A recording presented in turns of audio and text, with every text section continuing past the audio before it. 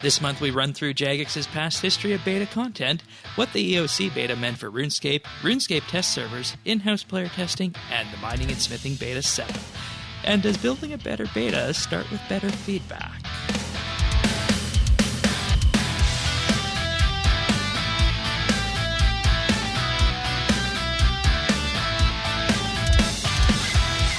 This is RSBANDB Update, monthly bit number 4, Building a Better Beta.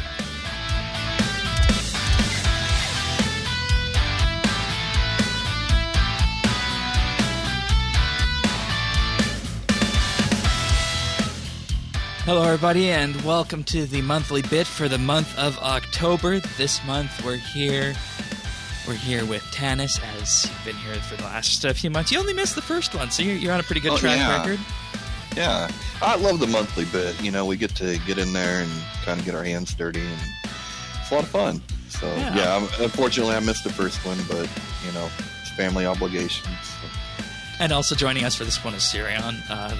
The reason why will make itself I was there for the first. Yeah, you were. That was something, wasn't it? I love that. Yeah, combat. All right, and, you know, what we're going to be talking about this month is... Well, I think we all know because in November we're to get the mining and smithing beta. We are putting out a monthly bit called Building a Better Beta.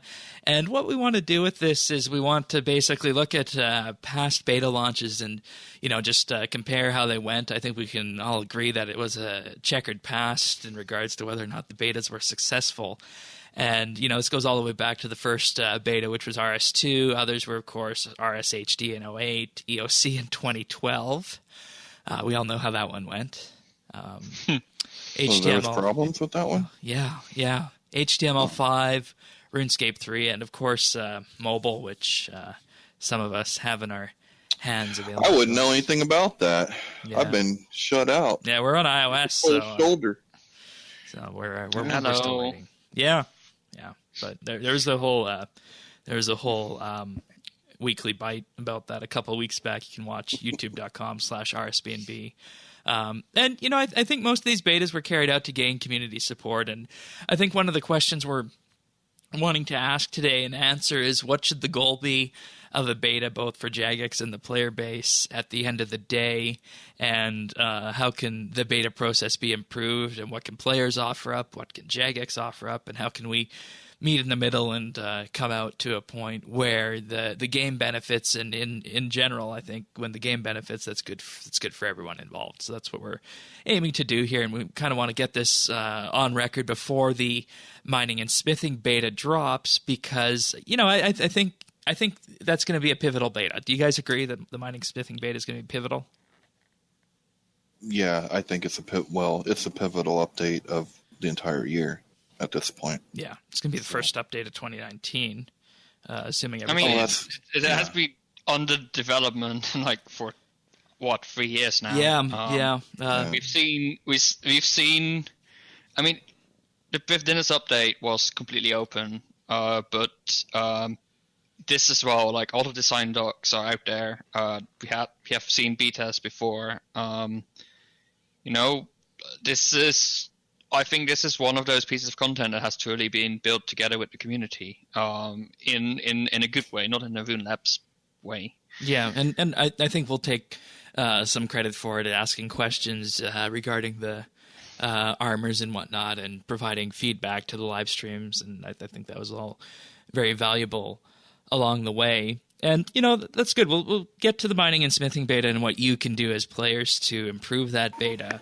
But one thing I also want to do is I want to let's just get the elephant in the room out of the way right now and talk about the evolution of combat beta back in 2012. In general, I think, and I'm sure you guys are in agreement with this. If not, feel free to disagree with me. But my recollection of that beta was players coming in, practically everyone who was interested in combat and wanted to see what it was about. You could use any gear of any type at any level, adjust your levels and whatnot. So as a result of this, most just tested the top tier gear, which at the time was the tier 80 Nex power armor, because they didn't have it in game and it was expensive. So there was that side of it.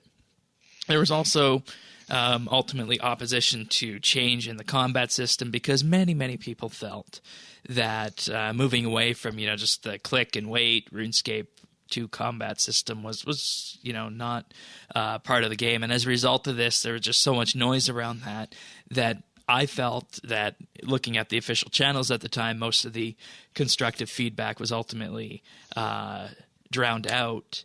And this led to those people having a reluctance to participate in that beta who didn't like what was on offer. And, it resulted in a huge chunk of that community feedback being missed entirely. And, there's no other way of putting it. That's how we ended up with old school and later legacy mode in RS3. Yeah.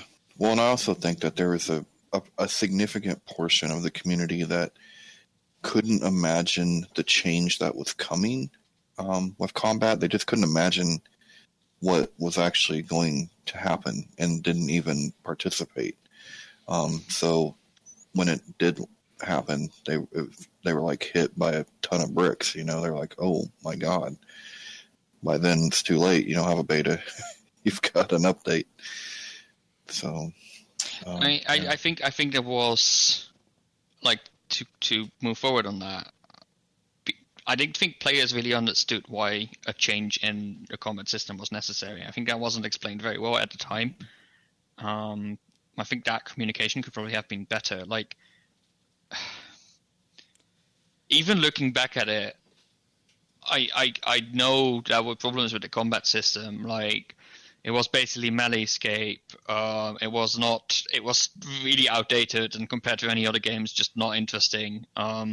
Like, it had problems, but I don't think people really understood those problems, and people didn't really understood how the new system would solve those problems. And I think that lack of understanding was a big part of the failure in the beta. And I think maybe some people didn't want to understand either, because they've played this game for like a good 10 years at that point, like, and everything is going to change. So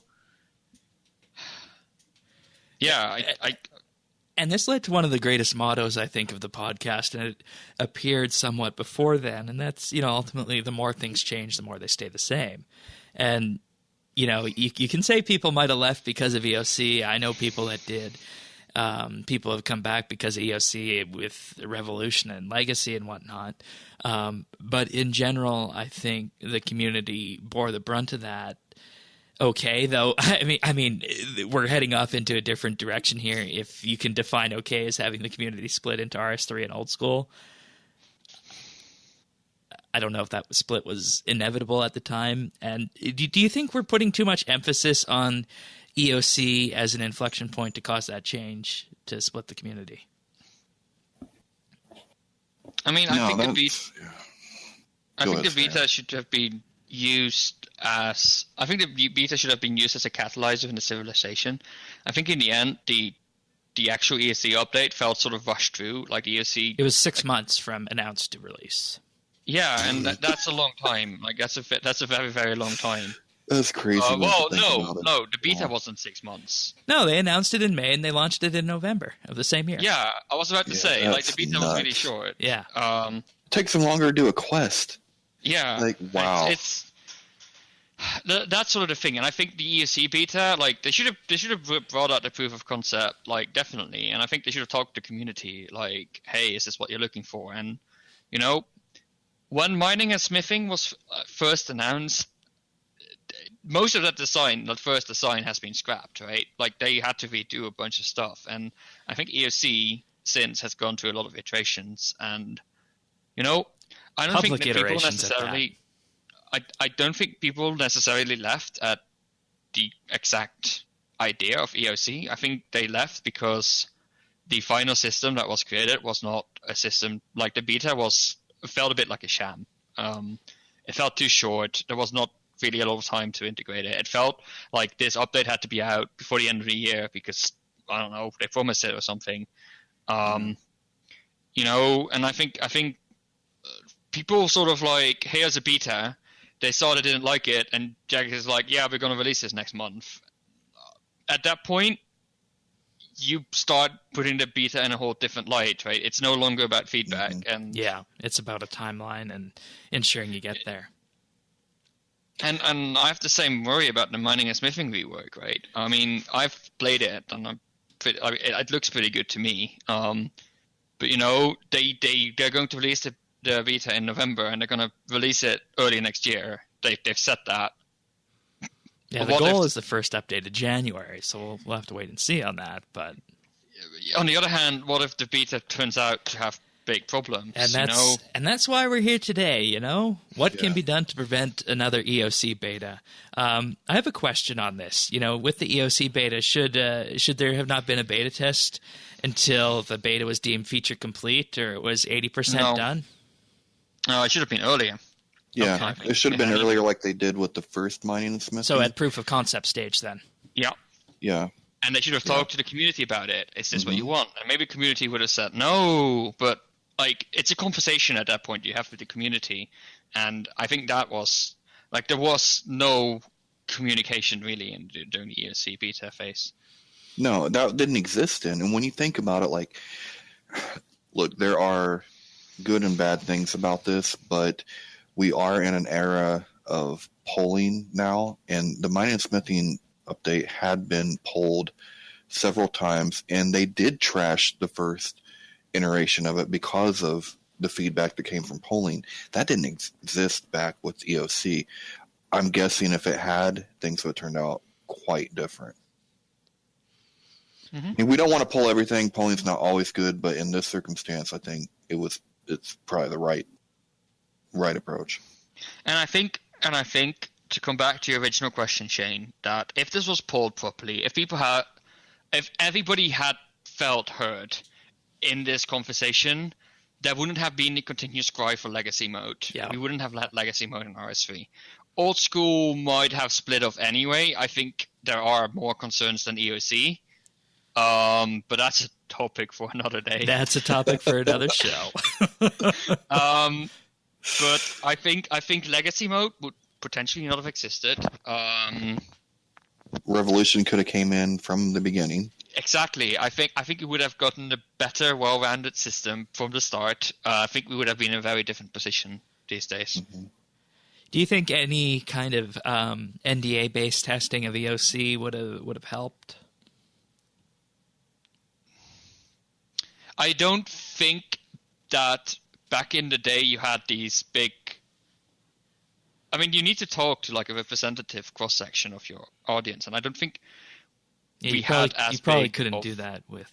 At that point, streaming wasn't very big, so you don't really have a set of influencers or anything you can sort of contact. I have the feeling that most of the sort of YouTube was around, but the live streaming stuff and the big audiences has sort of come around since 2000 and I don't know, 12. 14. Okay. And I think another thing we can probably agree on is that, does anybody remember if there are any clear outcomes that were set for the EOC beta? What are we looking for? Is there any specific feedback other than just, hey, what do you think of this? No, I mean, I remember writing feedback, and I think what you said at the beginning, Shane, it's really relevant. It was so overloaded with just trolly, I hate this, garbage that I don't even know how the JMods could have sifted through all of it to find the actual constructive things. So even if they had a goal where they wanted us, to specifically evaluate certain aspects, I don't know how they would have ever found it, because it was nothing but this is crap.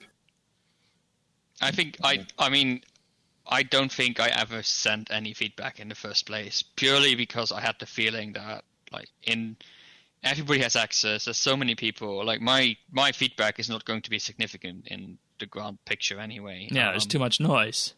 And I wasn't into combat that much anyway. I was like, this feels interesting and it's perfect. This is a beta, so it's probably fine.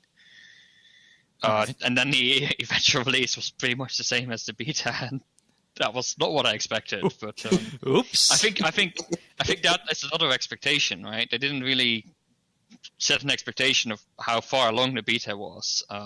Yeah. Versus the final release, and I think more people had expected more to be changed on that beta iteration, and when it didn't, yeah. And when I was producing this, I said, "Don't do game design by opinion poll."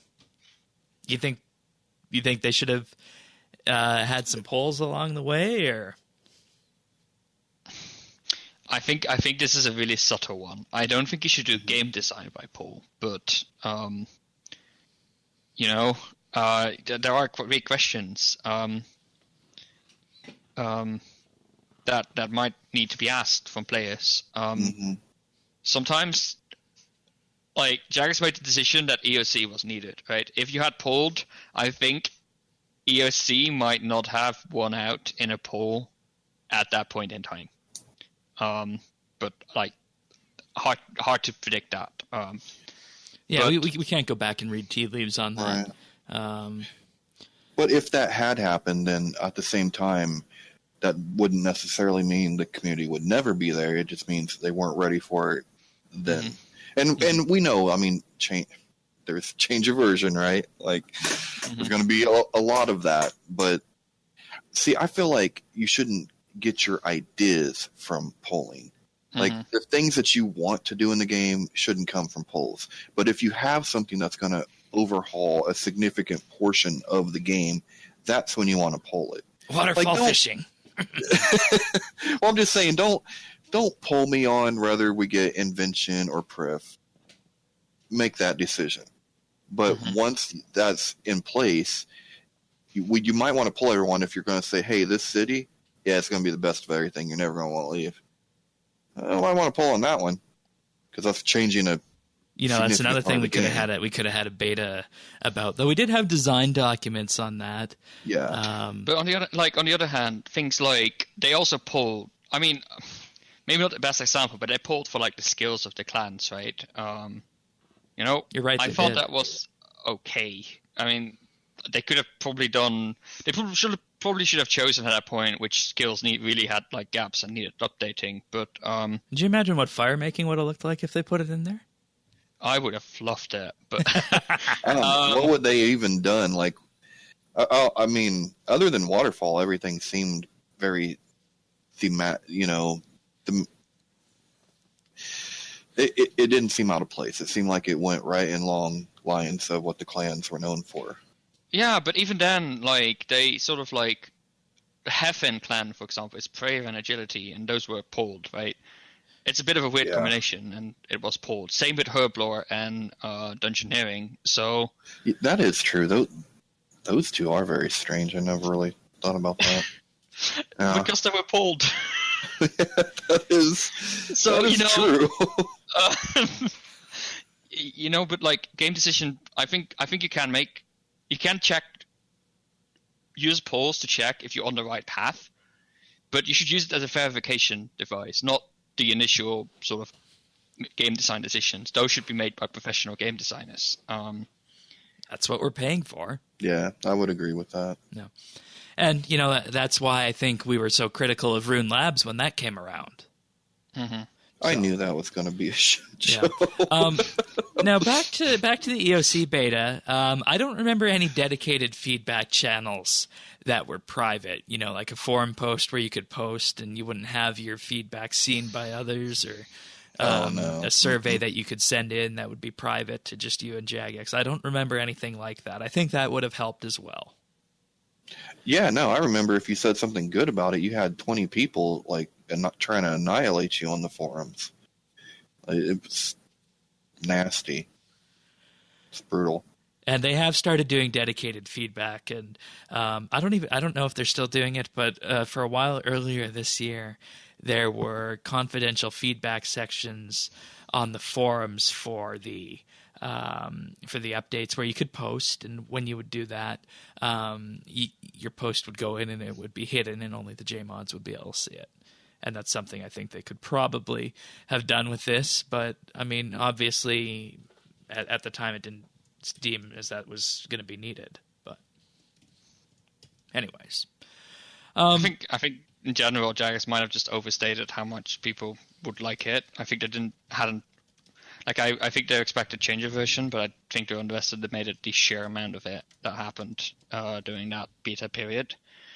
And I think at that point they were too far along to call it off or to make big plans. Yeah. That was also like we have now seen some big delays, right, to say like Elite Dungeon 2, and they seem to have that confidence and be focused on when it's ready. But this is still from the era where like one update a week was really, really strong. So I'm pretty sure that they were on a tight schedule. ESC comes out this date because then you have to start working on the next update.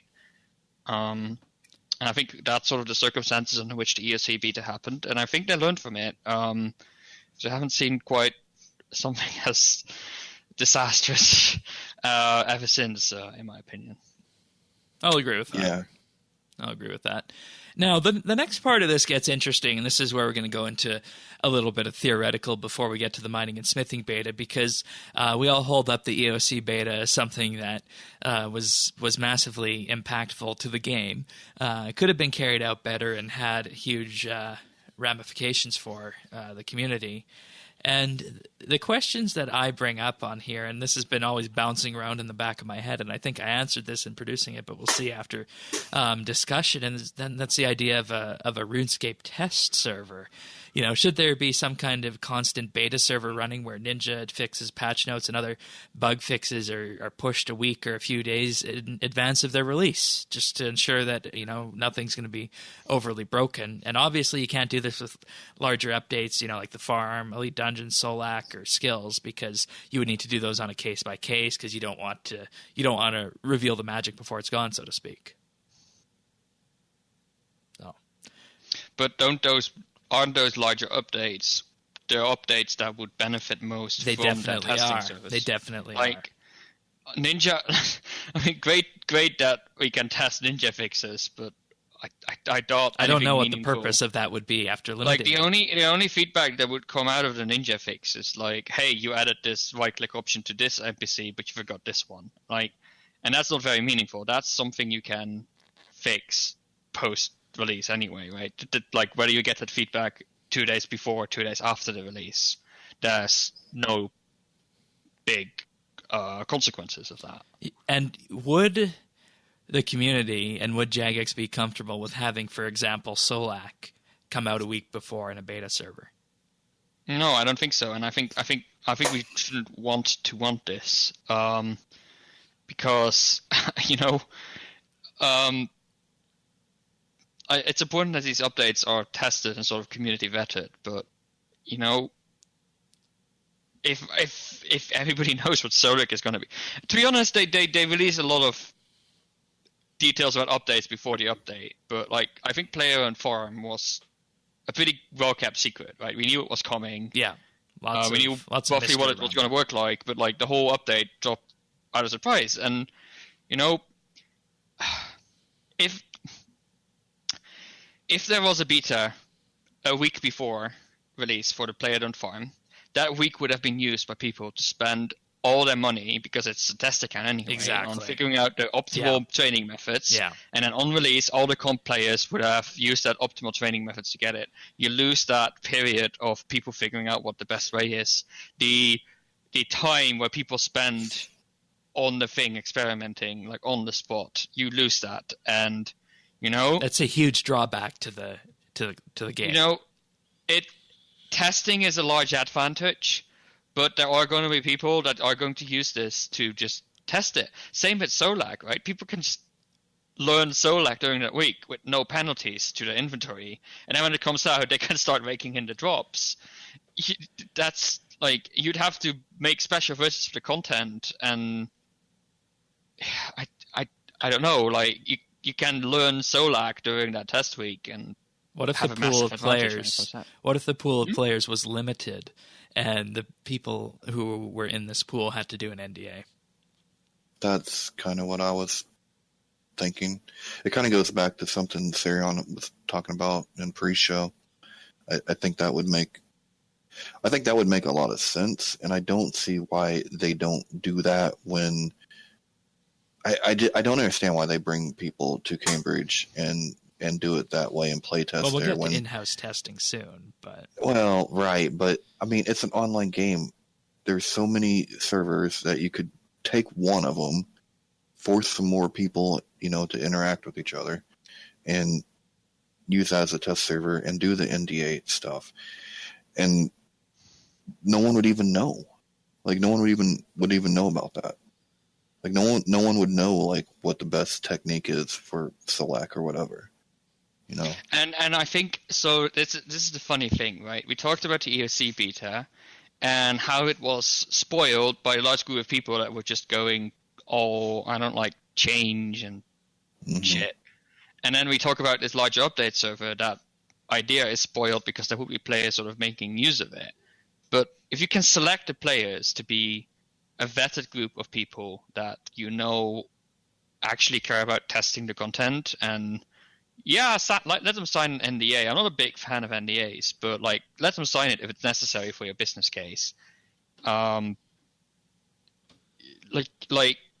at that point, you have a group of players that are actually dedicated to testing it, and you get mostly the advantages rather than the disadvantages, and you get a smaller group, like a smaller amount of communication to sift through, and that is the part of the communication that you actually would want to get out of the bigger part anyway, because the rest is going to be bad.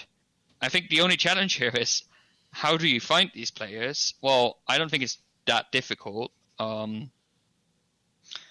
We saw this set up at RuneFest where people could be a QA tester for 15 minutes. Like, you can just test people using an automated process. You can just work with like forums. You can work with like simple like interviews. I don't know. There's ways to do this. I think the challenge is getting the players interested in this, because I think the sort of newness of trying out updates will wear off very, very quickly. Like, people get paid for being QA engineer, right? And that's why you need incentives. And if you pick the right people with the right incentives, I think, all right, what if you were to take an RS3 streamer primarily into bossing, and you're going to have them test a new boss?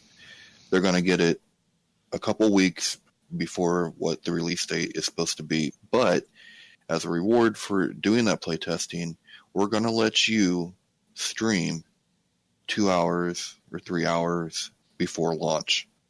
So you are the first people to show the community what this is going to be and what it looks like. But it's not so far in advance that everyone gets this big, huge heads up and advantage. Like, it just gives them just enough to be like, hey, I'm first on the spot, kind of thing. I think something like that would work, and I definitely think we should do something like that. Because you get not only you get a group of people getting that content early, you get a group of people that are influencers, right? They have an audience, and by picking the right people, you can sort of it's all marketing, right? You can sort of shift the message that comes out. And because you make these people, this sounds really manipulative, but it's all true. Because these people are sort of involved in like a secret process, they're going to feel more involved and, as a result, more positive towards the content, which might give a bit of a biased message for these streamers, but it's going to be positive towards the game, which in the larger image might be a positive change overall for the community. You're effectively making them evangelists. Yes, and I make this sound a bit like, if you listen, like if you hear to this, it's manipulative almost in a way, but it's a good business idea. This happens in the game industry. This happens in the entire YouTube industry. Yeah, all the YouTubers you watch every single day, like, most of those videos are sponsored by some sort of company. Like, there is product placement. There is these announcements after the video that you should really make your website at some certain website. I'm not going to advertise on this show, but, that's the reality of the industry, and why would we not use it for RuneScape, right? Well, and I think you get the added bonus, too, that that's a subtle way of influencing the influencers. But if someone does push back and has a real problem, then that is a real indication of, hey, maybe we need to rethink this, or maybe there are some serious problems if you're getting pushback from this group of people. You know what I mean? So like, it's kind of a win-win. And one of the things they would need to do is they would need to retool their development process for this to, get the updates in the hands of these people a bit earlier, because I don't think they're set up for that currently. But that would be something for them to work with internally, and that might take some time. And it would have to be a business question of if it's ultimately worth it. And I think from what we're selling here, the answer is yes, because Yusirian had a great question in the process of putting this all together. How do you get people to play a beta? Yeah, because I think we should not just limit to streamers, right? That's just that. I think at that point you're missing out a less vocal part of the community. I guess us, like, we are pretty vocal about what we think about updates. We could be considered influencers, but I know people within, like, my clan, for example, who I know think about updates in a really, really smart way. And Shane corrupts these people by trying to get them on the show, but these are people that are sort of like, they're smart, they're a minority, and they're smart, and these are the people you want in the beta. You can't really lure them in with, you get to show it on stream, because these are people that just want to play the game and have fun with it. And some people will not be interested in doing this testing, and that's completely fine. Some people will be. I know I definitely would be, and would have been even before being on the show. You need a different way, and you could think about starting to pay these people, but that gets it to like that. What about like some limited edition type of swag or something, like? Yeah, especially made for a tester, then they get the little exactly, like something like that, Like make out a couple of those Solak statues. Yeah, exactly. Yeah, send them 3D like printed stuff. Send them T-shirts. Maybe give them free membership for the period they're doing testing, as long as they keep testing like every 2 weeks or something like that. Give them free membership or something like that. Show your appreciation. Things like that, right?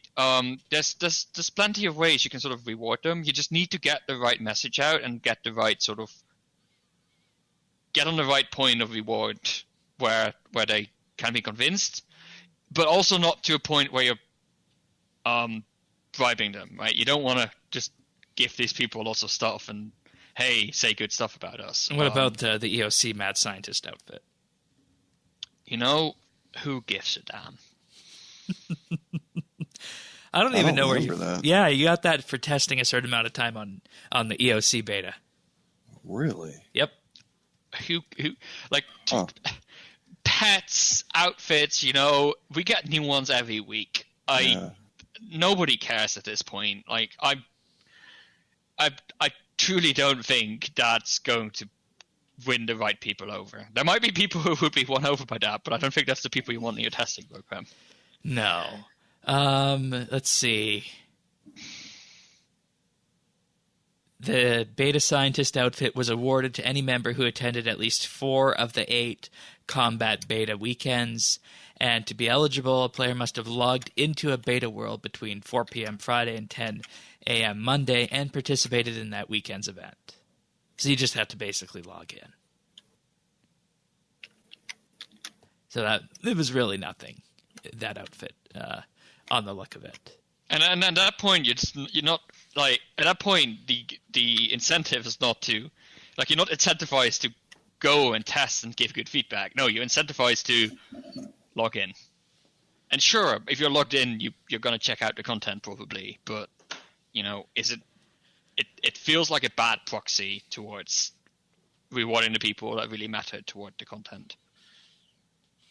All right. So thoughts on a RuneScape test server? I mean, I think we've been through the entire circuit on this. So I think the sense we've come up to, and you guys tell me if we're wrong on this, is that there shouldn't necessarily be an open test server where every update is pushed a week in advance. We agree with that. Yeah, I agree. I mean, I'm fine with that if it's the right people that have access. And that leads to the next one, is that there's been discussion here where we feel that you could get a better result by testing specific updates with a limited pool of people before those updates come out, and have some community tastemakers in there, YouTubers, streamers, and the like, but also have some severely normal RuneScape players, right? Yeah, I mean, and I think another normal question RuneScape players. Where would you find these people? That's a good question. I mean, I think another thing we have to address one other thing with this idea, and that is, let's say this test server, even if it's limited to a group of people, runs 1 week ahead of the actual update. That is only 1 week to gather feedback. It's not enough. Make decisions about it. It's not enough. Implement the solution, QA the solution, and bring it out. Okay, so that is not enough. That is not enough. You're entirely right when you put it in that perspective. That means you need to put this out like 3 weeks. Let's say 3 weeks at least in advance, and that's already pretty tight. I think that's 1 week for feedback, 1 week to fix it, and 1 week to bring it ready for launch. That means you're gonna have like this overlapping system. First of all, second of all, it means that your update has to be done 3 weeks earlier, basically, because it needs to be ready for testing. So I think we've just determined why they don't do this. Yeah, I think so. I mean, RuneScape has super tight release cycles. We know this. We know that they are under huge stress to bring out a new update every week. They finish an update, they get maybe a week to make the most important fixes, and they move on to the next project. That's how developing a RuneScape update is like. Where's the time in this beta thing here? And, that is probably why this is not a thing, and that is maybe a bigger problem. That's like a bigger problem to solve than the technical problem, because they might need to completely rethink their update strategy at this point. No, not again. I'm going to go on a bit of a ramble here. Sorry about that. But, if you look at other games, say Overwatch or something like that, or Rocket League, they don't have betas. They just roll out changes based on what they think is right. They do actually have a public test server for Overwatch. Okay, I didn't know that. Well, Rocket League doesn't, as far as I'm aware. But anyway, like, a lot of these changes are just rolled out, right? Sometimes they're like sort of talked about with the community, but we don't really do beta servers. Like, there's very few games, I think, where you would see like sort of a beta server ahead of time. You would definitely not see them with like big updates that they want to keep a secret. But the nice thing about Overwatch, Rocket League, and Fortnite and games like that is, if something is overpowered, it's not going to give you a big persistent advantage. Like, if one weapon is super overpowered in a season of Overwatch, everybody's going to use it that season. You nerf the hell out of it by the end of it, and the next season it's all fine again. And, like, that's not a big problem in the long term, right? You had a bad season, that's it.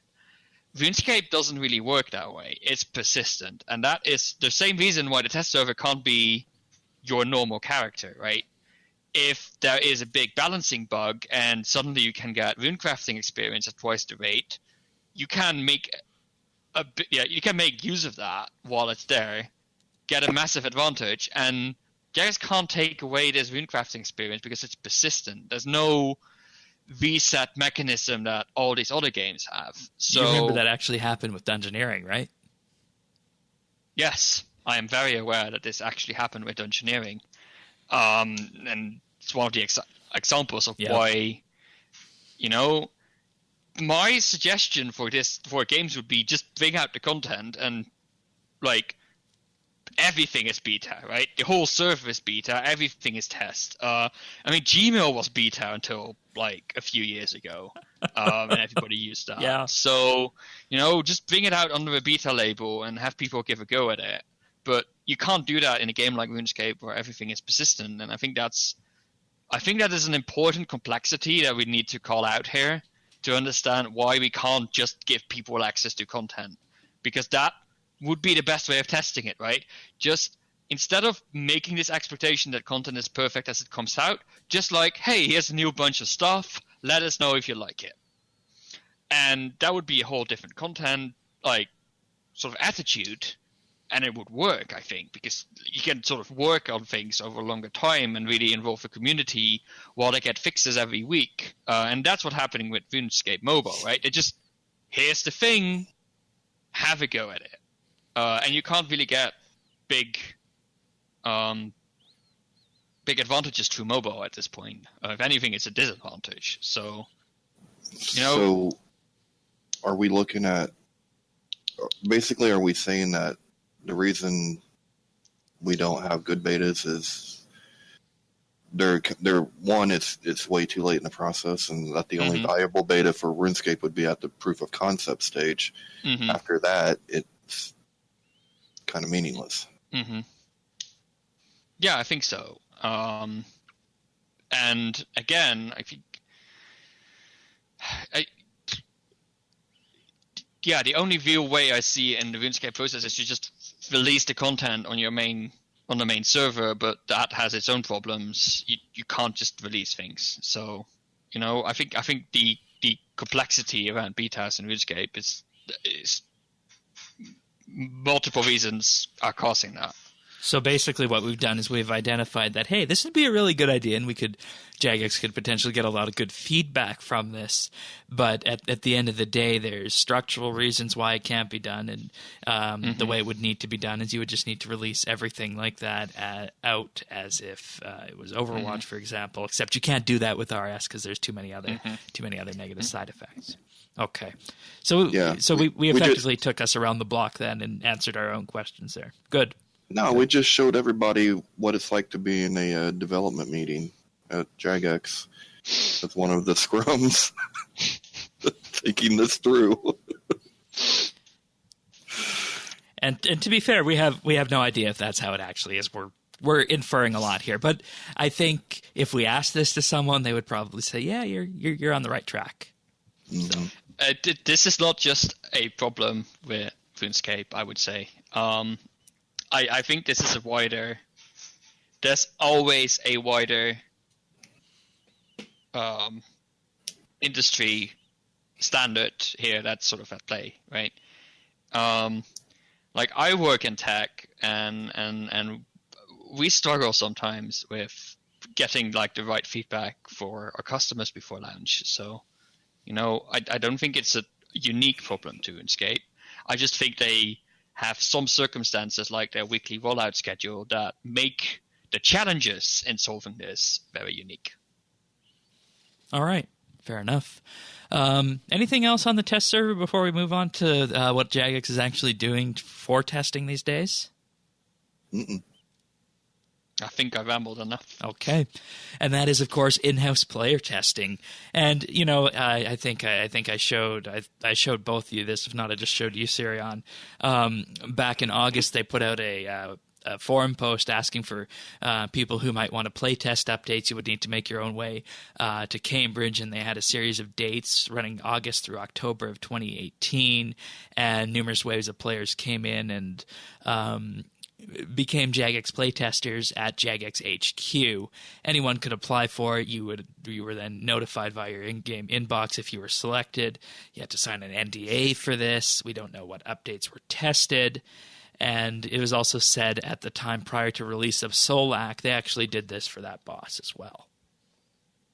So, and, I think this answers a question that this is what Jagex's possible answer is to the lack of a current RS test server. Yeah, and I think it sort of touches upon our idea of like picking your own testers, right? And making them feel special about being there, and so that they can evangelize the update. Because they make a whole day out of it, right? Yeah. So I think the only bad part of that is though that you can only get people that are local or have the means to do it, and that's a small. I would assume that's a small percentage. Not just that, right? Because I would be happy to travel over to Cambridge and have like a field day at the Jagex offices. I would love that.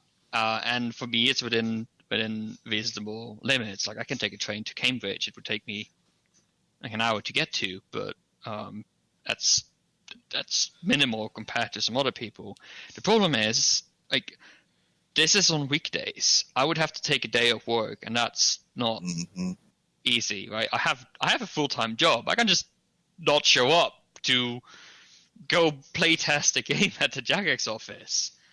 And then these people have to be, I think, did it have to be 18 plus, or did it have to be accompanied by? I think you had to be accompanied if you weren't. Okay, so that's okay, but still, like, what is the sort of subset of the audience you reach by that particular way of testing? That's sort of what I'm thinking. Like, you're reaching people that, I mean, who are these people that have time to take a day of work on a weekday, or of school for that matter, on a weekday to visit their office all day within England, let's say? Yeah, super wealthy people are the only people that can do that. I think the audience you get here is limited, and that, you doing the same thing but online, like, do a video session or something. Like, we have the technology, right? Yes, exactly. Yes. So you preach on. Yes. Like, there's people around the world that are really passionate about this game. Like, they don't need a tour to be given the opportunity to play test a new update with a JMod on the other side of the video call or something like that. I don't know. Like, there are technological solutions for this. Like, it doesn't sound hard to solve these problems. No, and you know what? Just the mere fact that you could actually say hello to a JMod would tickle me. I'd be more than happy to test for that day just because I got to say hi. Just because I got to be a part of it. Like, wow, how special. How cool. Yeah, that's actually an interesting way to put it, because so in general, I think we like the idea of play testing that they're doing. It's just we would like the pool to be larger. And are we asking for too much to maybe allow it online with supervision of a voice call at the same time, or video call? I mean, I don't think so. Like Sion said, there's technology for this. And all of the RuneScape content, like, I'm going to go a bit technical here, but all of RuneScape's content is server-side, which means the only thing, you can use your local client, the only thing you have to change is the endpoint, basically, and you can just block that off as, you can sort of, you can figure that out. The only problem is you might have the cache downloaded afterwards, which means that in theory you could sort of pack it up and spread it, but that would be breaching your NDA. Put in like a unique signature, you can trace it back to the person and sue them or something like that. Like, there's technological solutions for all of this. Yeah, that's true. Okay. And, this led to a theory in reading through this, and this is something that happens when we put these shows together, and that theory is that Jagex wants to do more testing, but the game update pipeline won't allow for a beta server to be run easily, which we already talked about. But with in-house testing, they control the environment, NDAs are signed, specific aspects of the game update are tested, and there's also the option to have guided feedback provided, have someone sit with the person as they're testing it and watch what they're doing and ask, okay, so you just did this. Why did you do this? You have no idea how valuable that piece of content is. Like, it is, It is. I have done games in the past, and the act of putting it in someone's hand who had never played it before, letting them play and looking over their shoulder and not saying anything, which is the hardest part because you want to tell them how to do it, but you don't tell them anything. That is so valuable. And, you know, I look at some of the content that comes out. Like, think about how complex Player-owned Farms is. I wonder if someone that had never played that before, if they had gone through it, and some of the J mods had looked over their shoulder to see what they were doing, I think they would have found the pain points in the process and fixed them. And you don't need 100 people to do that. You need 3 or 4. Yep. And if you're doing this like through a video call or something like that, you only need one JMon, and he can look over all of their shoulders at the same time. Yep. While it's happening. That is true. And, you know, with that, there's also the option to guide the person in the direction that you want them to go, you know, not just, you know, hey, go bang on this update for an hour, come back and tell me what you think. It's like, okay, you just click that. That's interesting. Why did you do that? Okay. Now why don't we go over here and try this next kind of thing? So that also, I mean, this is something they can do at RuneFest, right? This is what they do at RuneFest. You know, one of the JMods at some point asked me, like, is there something that's unclear to you? And I explained to them, like, the process of folding bars to B was really, I didn't understand how to do it. And I think that's interesting for them. Like, it's one mechanic, but, you know, you can go really deep on these mechanics through this one-to-one testing. I think that was Mod Tomb. Yeah? Yeah, I think so. Yeah, could have been. Yeah. And, you know, we're seeing the value in this, and I don't know, Tanis, have you, in what we have conveyed in this last section here, has that been conveyed to you as to how valuable this kind of in-house testing could be? Yeah, I'm in favor of being able to do this remotely, but yes. Okay, because, you know, until you've been on either end of it, being the tester, the one administering one of these tests, you don't really think of that as one of the options going forward. So I was just wondering if we have laid out just how beneficial this can be. And if we have, that's good. Yeah, I think it definitely does. And we described the challenges that come for people trying to get there, and that's why I think to do it remotely would be a great solution and a way to solve a lot of those problems. All right.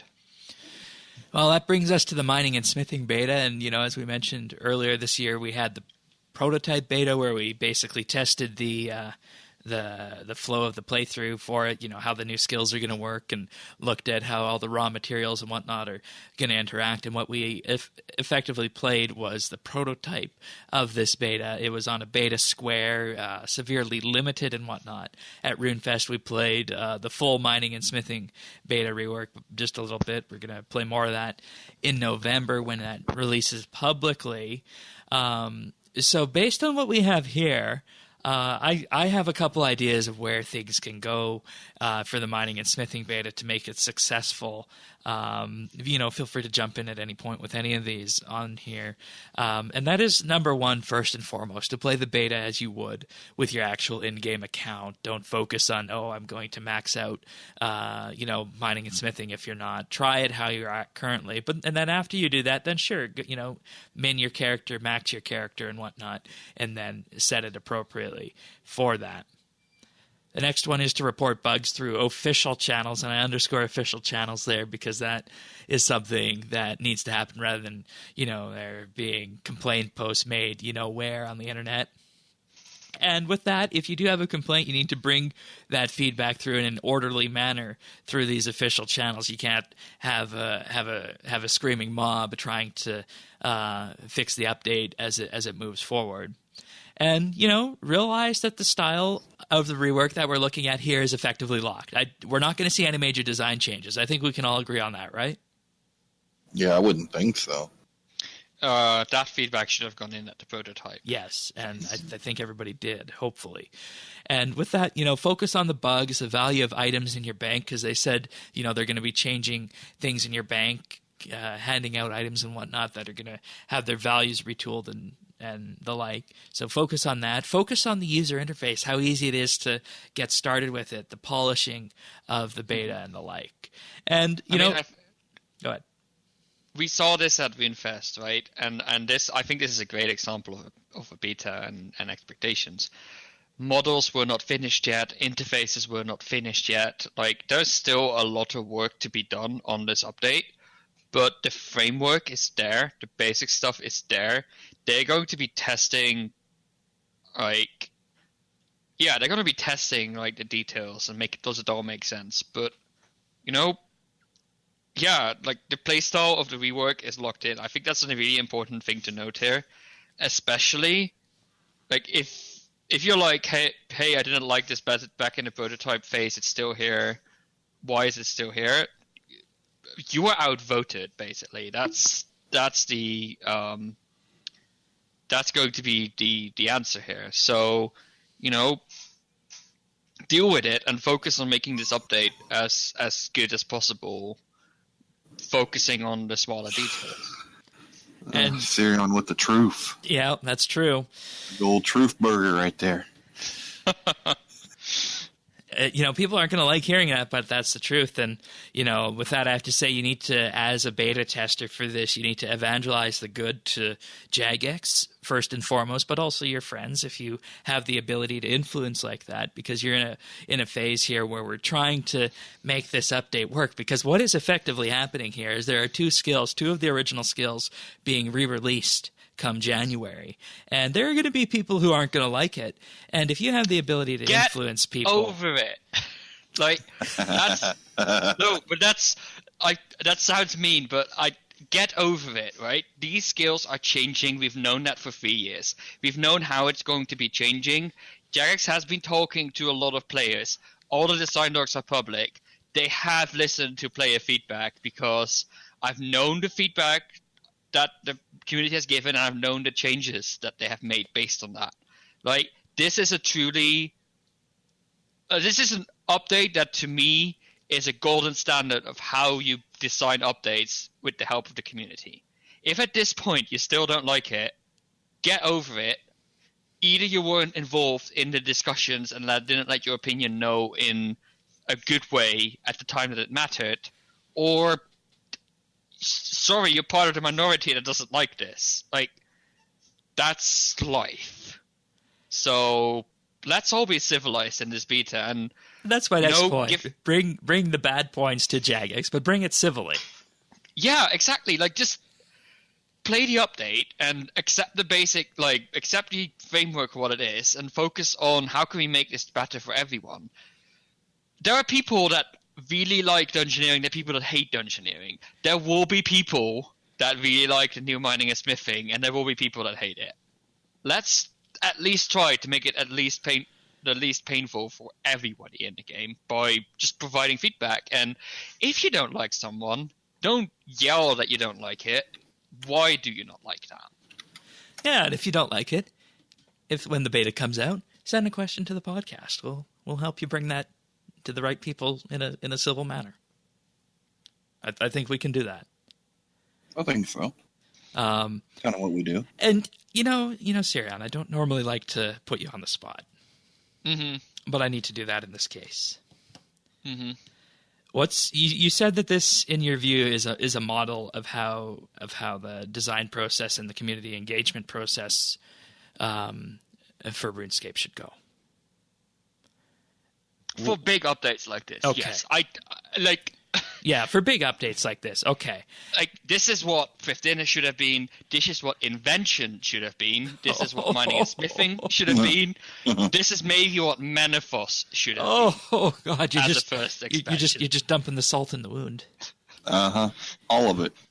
I know.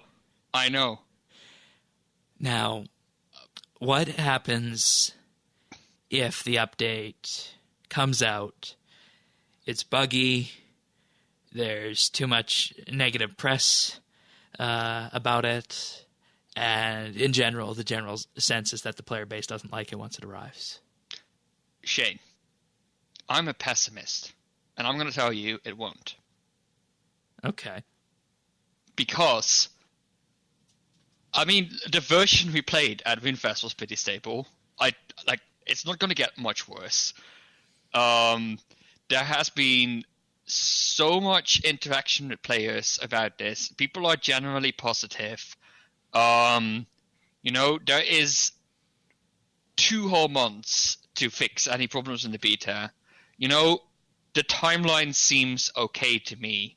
The circumstances seem right to me. If this update comes out and it's going to be a shitstorm, I mean, I know I can tell you some places where it's going to be a shitstorm, but if this is going to be a unified shitstorm, then I think we should hang it up and go home. Yeah.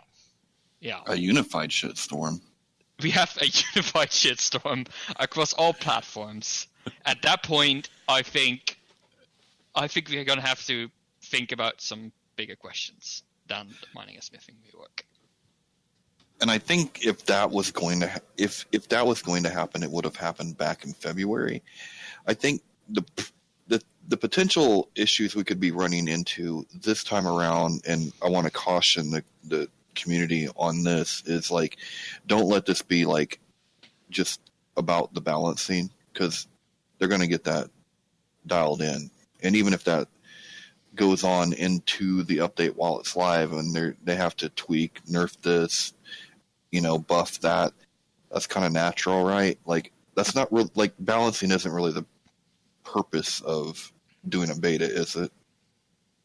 Like, I feel like people's going to be like, oh well, the smithing XP rate not quite high enough, or something like that, when I feel like that can be worked out really easily by Jagex. I think the smaller numbers will definitely be sort of tweaked based on like formulas. But, you can do the calculations. So, for example, remember that guy at RuneFest? What guy? The guy who made it all the way to Prif and tested Saren Stones in the beta? Yeah. For XP rate and provided that feedback directly to them at the spot. Yeah. You can do a lot of with formulas, but I built a game that was a roguelike shooter, and we found it really important that all the upgrades you could get in the game were roughly equally good, right?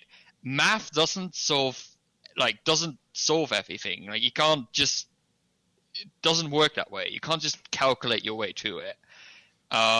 So it is going to be important that players say, hey, I've tried this training method, like, by going into the wilderness and doing this really weird thing. Like, people are going to do weird things and test things that you can't otherwise catch.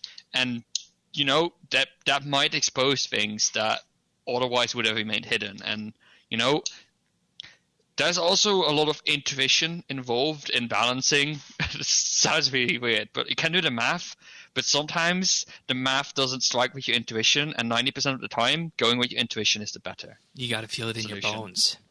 So, if 10 players come to you and say, I've been mining in the wilderness and it just doesn't feel like it's worth it, then you should revisit that despite what your numbers say. And if your numbers, because your numbers might be wrong. There you go. Your numbers might be wrong. Okay, so the balancing is important when you're at this point in a beta, like for. I think it is. I mean, you shouldn't go and quarrel about like a single XP point and all that stuff, but I think you should.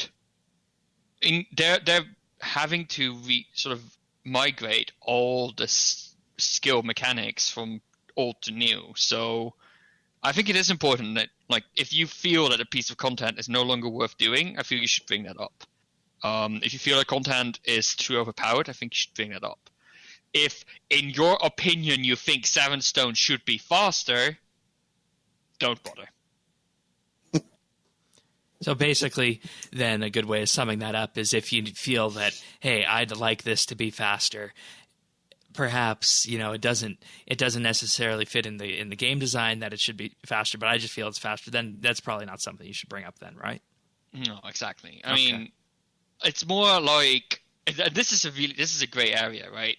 I mean, people will be biased towards the training method. Some people will think that 7 stone should be best of the skill, while others think wilderness mining should be best of skill, for example. Like, just giving an example. So, there's going to be like a gray area. But in general, if you feel something should be more powerful, you should try and come up with a good reason why it should be. Except for, I would really like this to be faster because I want to get my 99 mining faster. So in general, then, this can all be summed up as saying that if you have a suggestion for the beta, make sure you back it up with reasons that are based in the game. If they are balancing-based suggestions, then totally come up with arguments. All right. And the argument can be as simple as, it probably shouldn't be the case that making gloves is twice as fast experience as making boots. I don't know. No, that's a fine example. And I have proof because I ran Rune Metric while I was doing it, and here are my numbers. Yeah, that's actually something else they should do. They should give everyone Rune metrics on the beta. Yeah. Now, here at RSBANDB Update, we love asking the existential questions. We do. We really do. Yeah. So, Sirion, wrap this up for us. Ask the existential question of the month. The existential question of the month. Oh, that should be a fixed part of the show. I like it. But I think the question we need to answer, and we can't really sign out without saying that, is are betas really, really needed?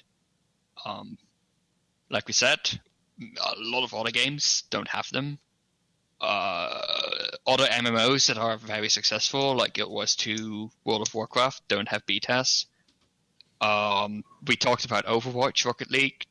Well, Overwatch has a testing server, apparently, without my knowledge, but, I mean, Rocket League doesn't. Like, why are betas even there? Are betas really there to gather feedback, or are they just there to get people used to the idea of mining and smithing? Why is it mining and smithing that gets a beta, but not Menethos? Mm-hmm. So, I feel like I'm repeating myself, but the best way to get people to play betas and play test content is just give it to them and let them play it. And, we talked about that RuneScape is just persistent, right? If you make a mistake in your balancing, you're going to have to live with that forever. And maybe that's never going to be fixed, or maybe we can find a way around that. And in that case, the question I'm trying to get to in a really circumvent way is, should we give Jagex more slack? Should Jagex be a bit more experimental with their update? Should they maybe just have the option of bringing out a release of a new minigame? Does it not work out? They will remove it half a year later, right? Should they be given that room to just, without testing, bring things out a bit more? It's an interesting idea, and I wouldn't bat an eye to that. I don't know. I think you'd get some issues from the wider community on that, or concerns. Yeah, I think so too. And 100%. Yeah. It's all a bit like, it feels like everything is too much ingrained in the community now. Like, this whole, the community needs to be involved in the design process seems to be an expectation now. An update every week seems to be an expectation now. And, the community is going to be feeling entitled to these things because they've been getting them for so long.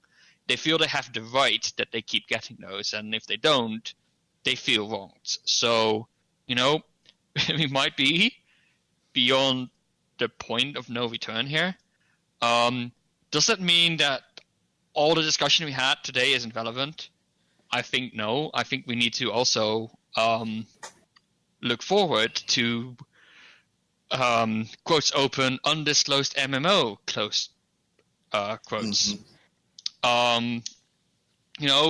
Like I said, this is an industry problem and an evolving problem. And if RuneScape wants to, or like Jagex wants to follow the same strategy of weekly updates in their new MMO, maybe they will have to think about a different way of testing things right from the start. And that's, of course, where they could be going with undisclosed MMO. But, at the end of the day, that probably won't work for RS. And, you release a piece of content, people are either going to like it or they're going to hate it. As much as I would like to field test that, I think the beta is still needed for the mining and smithing rework. Well, I think they were. I mean, I really think they're on the right track with the mining and smithing, because when we got the beta, it was early on. It was proof of concept for a lot of the way that this stuff worked. I think that was the appropriate time to do it.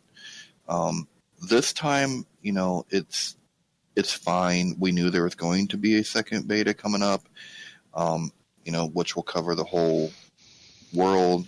I mean, I think that's fine, but if you're going to restructure a beta or testing, then I think we talked about the best way probably of doing that. But if you're going to have a beta, then I think building a better beta starts with getting better feedback as well and better expectations, so that you're going to maybe perhaps have a chance to work some things out before it does get out to everybody. I think you hit the nail on the head there. Like, a better beta starts with better feedback. We've talked about this for over an hour, I think, and wow, I think that's a good note to end the show on. Mm-hmm. A better beta starts with better feedback, and my hope out of the gate here is that everyone has learned about what the goal of the beta should be, where we've been, where they could go, and what mining and smithing is supposed to happen, or what we're supposed to gain out of that. And this is the end goal here, that a better beta starts with better feedback. And everybody who is playing the mining and smithing beta come November, I want to remember that. And that's why this is our first monthly bit that we're releasing publicly right off the bat. We wanted to be this one, and I had a feeling we would reach a conclusion like that. So I am pleased on that front. So I think we can leave it at that. Anything else before we wrap? That's it for me, man. I think Tanis gave us a lot to think about. He certainly did. Well, with that being said, this was the monthly bit, and if you guys are listening to one of these for the first time, these are normally exclusive to Patreon members, but we're releasing this one for free right off the bat because we feel it's an important public service to everyone who plays RuneScape. So if you want other monthly bits like this, check out the Patreon page at patreon.com/RSBANDB. And of course, thanks to all of our wonderful subscribers who make the monthly bits and everything we do possible. Thank you very much. With that being said, we'll see you next month for another monthly bit. Take care.